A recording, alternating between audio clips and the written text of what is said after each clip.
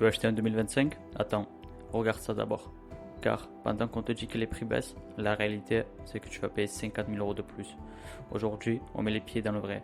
Des chiffres, des pièges et des stratégies. Et surtout, la vérité que personne ne t'explique.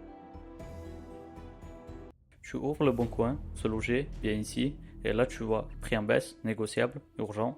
Tu te dis c'est bon, c'est un bon moment. Sauf que non. Regarde les faits. À Paris, moins de 7,4% à un an.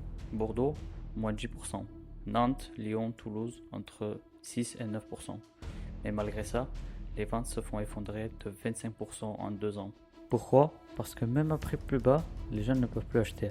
En 2021, les taux d'intérêt étaient à 1%. En 2025, ils passent de 1 à 4,2% en moyenne, parfois 5 si tu n'es pas le client rêvé.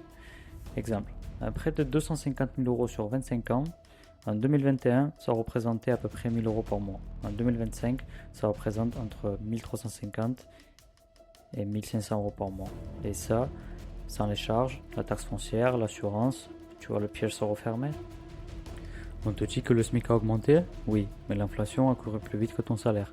Alimentation plus de 21% depuis 2021, énergie plus de 35%, travaux parfois plus de 50%, ton salaire monte, mais ton pouvoir d'achat, il s'effondre. Et ça, les banques le voient. Tu gagnes plus, mais tu empruntes moins.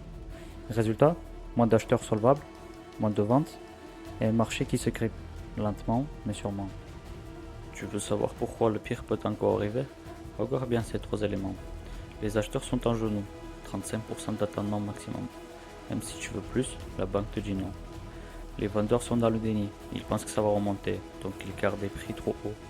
Résultat, les biens stagnent et tout s'enlise. La bombe énergétique, les logements classés G interdits à la location dès janvier. Et les rénovations, ce n'est pas un coup de peinture. On parle de 30 voire 70 000 euros pour rendre le bien conforme. Imagine, une maison affichée à 200 000 euros, elle te coûte en réalité 250 000, voire plus. Tu veux vraiment ça maintenant? On va arrêter les discours émotionnels. On va poser les cartes, froidement. Acheter c'est bien, si tu coches ces 3 cases. Tu comptes rester au moins 10 ans, tu as moins de 20% d'apport, tu achètes un bien bien noté énergétiquement dans une ville active. Sinon, le web peut être plus malin. Pourquoi?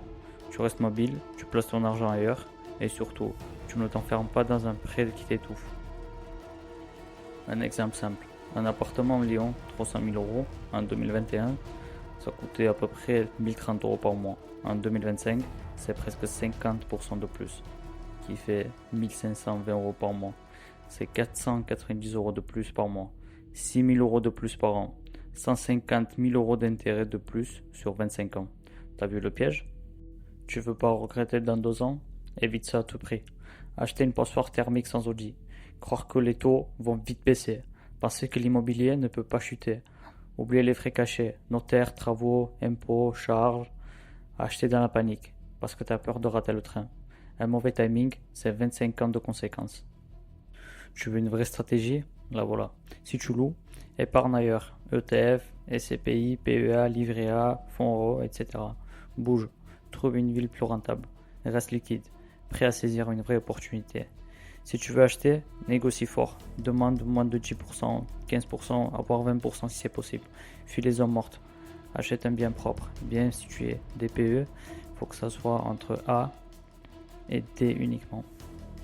Je vais te proposer quelques villes intéressantes en 2025. Rennes, Montpellier, Nancy, Clermont-Ferrand, certains quartiers de Lille, Marseille ou Grenoble. L'immobilier, ce n'est pas une question de rêve, c'est une question de stratégie. En 2025, c'est une année pivot. C'est maintenant que tu dois choisir acheter pour la bonne ou pour la mauvaise raison. Alors pose-toi, réfléchis, calcule, et surtout informe-toi. Un achat raté, ce n'est pas une erreur de 10 000 euros, c'est une erreur de 25 ans. Abonne-toi si tu veux voir clair dans ce brouillard, et dis-moi en commentaire tu fais quoi toi. Tu achètes ou tu attends?